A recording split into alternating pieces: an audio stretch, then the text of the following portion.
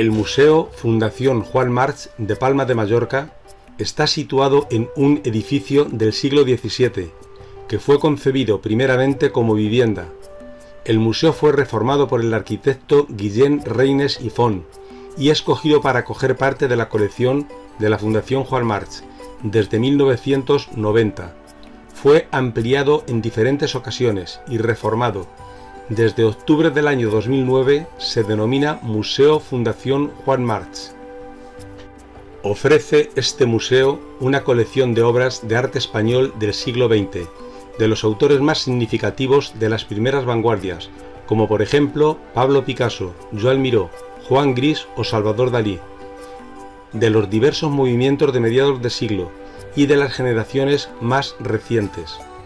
También dispone de salas para exposiciones, que acogen, además de muestras sobre artistas representados en la colección, proyectos expositivos dedicados a artistas contemporáneos y a las principales tendencias y líneas de fuerza de la modernidad.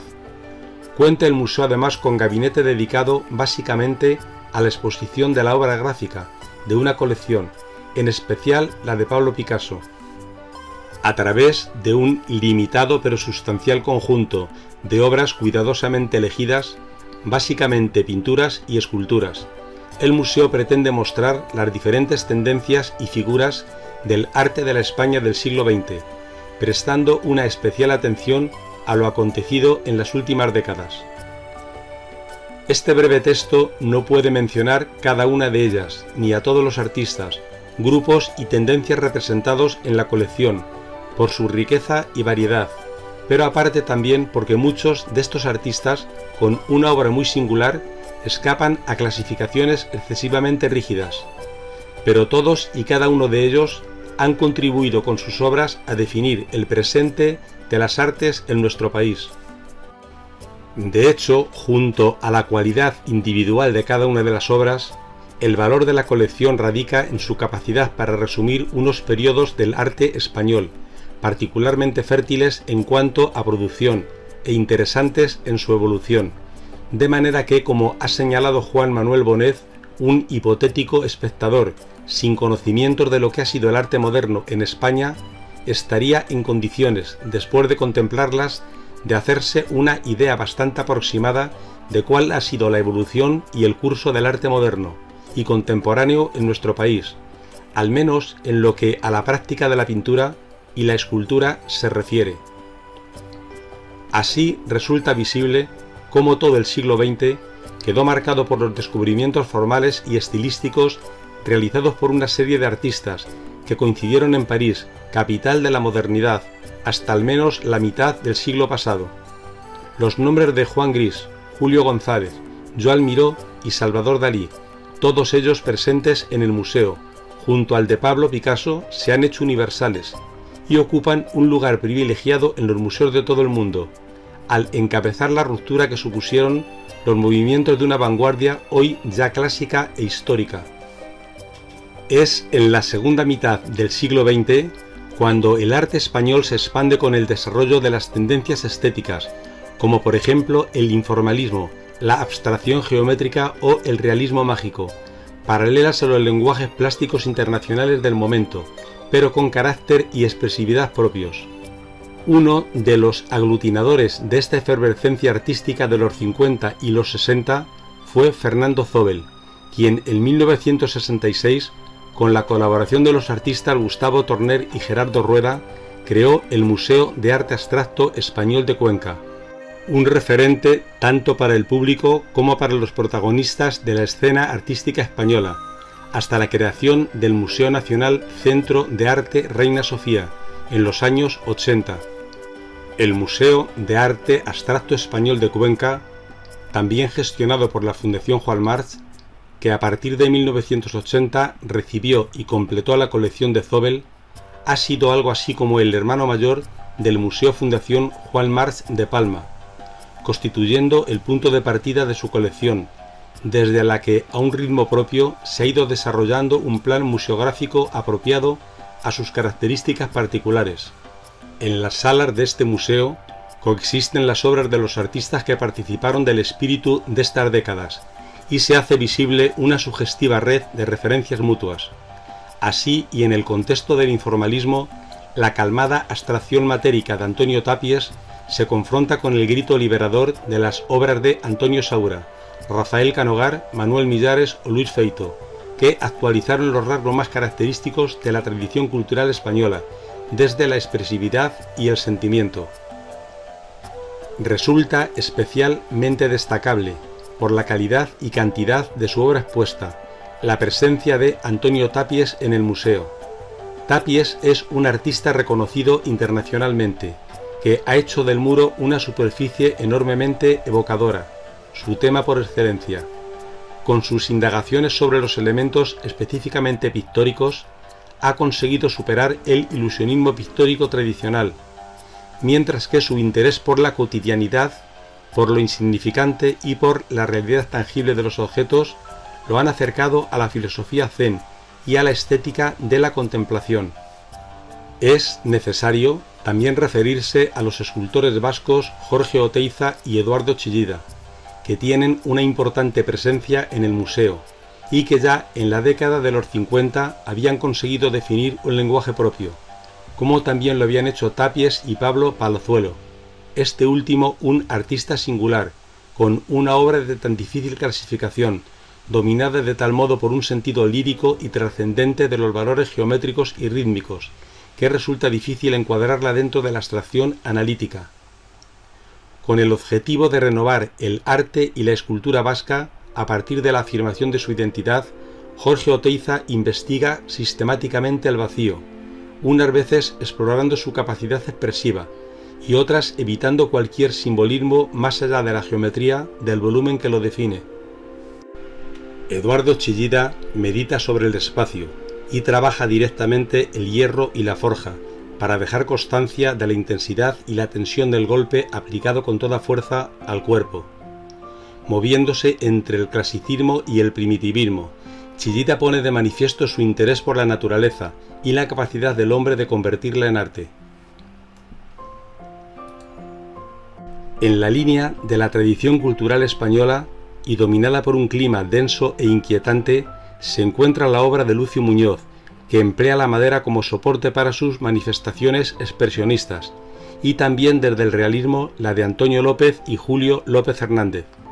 Estos presentan obras figurativas, cargadas de un simbolismo enigmático, hermético a veces, que las vincula también a la tradición del realismo mágico. Otra forma muy diferente de ligarse a ella es la que representa José Guerrero, artista que desarrolló toda su carrera en el contexto del expresionismo abstracto norteamericano, investigando los límites y las vibraciones del color, pero sin renunciar a una cierta evocación del carácter español.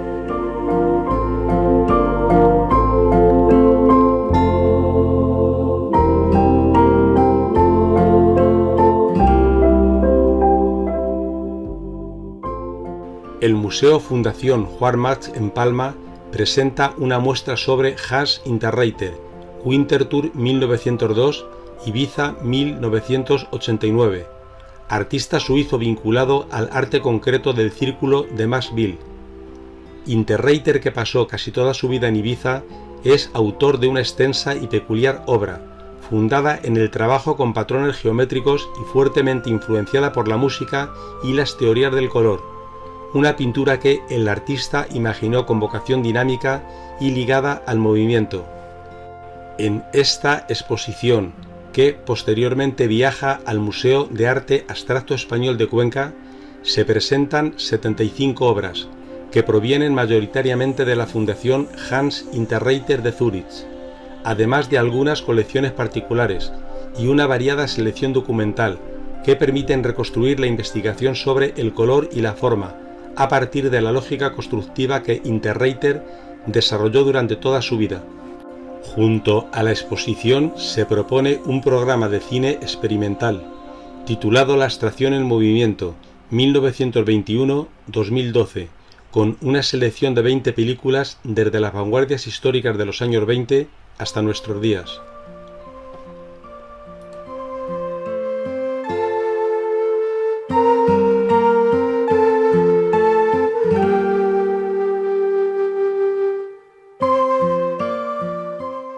Por otra parte, oponiéndose frontalmente al informalismo, artistas como Eusebio Sempere y Andreu Alfaro, coetáneos de la abstracción geométrica internacional del momento, intentaban llevar a cabo un arte abstracto que tomaba la tradición experimental de las vanguardias como referencia constructiva.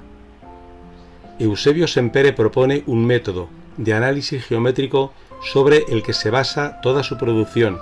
sea pintura, serigrafía o escultura, mientras que Andreu Alfaro dibuja en el aire con el hierro y el acero inoxidable, buscando una simplicidad y una nitidez no exentas de simbolismo. De esta manera constituyen el otro polo de la abstracción en España. En el marco de una figuración renovada que toma partido por la cultura popular y que contiene una cierta crítica social, las obras de Eduardo Arroyo, Juan Genovés y el equipo Crónica construyen narraciones que se refieren a situaciones vividas individual o colectivamente y que, a menudo, por los recursos plásticos que emplean, se relacionan con el arte post más internacional. Aquellas décadas de fermentación creativa dieron lugar a un arte español contemporáneo caracterizado por una creación plástica no doctrinaria,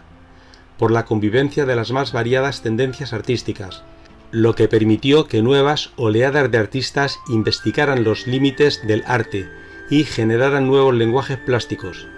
En este sentido, a comienzos de la década de los 70 se dieron los primeros signos de la apertura a Europa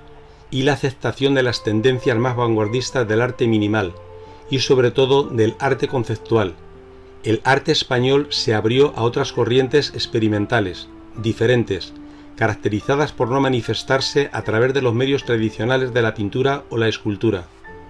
Frente a aquella realidad, los artistas de la década de los 80 pretendieron recuperar el protagonismo con una abstracción renovada, basada en la pintura pura. Pintores como José Manuel Broto, Miguel Ángel Campano, Gerardo Delgado y José María Sicilia presentaron sus obras en este momento, que fue de nuevo ocasión para una cierta euforia de la pintura, una euforia emanada del trabajo de artistas como Luis Gordillo y contemporánea del trabajo de figurativos como Guillermo Pérez Villalta, de abstractos como Albert Rafols Casamada, Jordi Teseidor y Soledad Sevilla, o de las investigaciones de Juan Navarro Valderver o Darío Villalba. Un caso especial en el grupo de artistas de la década de los 80 es el del mallorquín Miquel Barceló, que en aquellos años fue considerado por muchos el prototipo del artista joven, aunque pocos preveían la significación que tendría posteriormente en el panorama artístico nacional e internacional.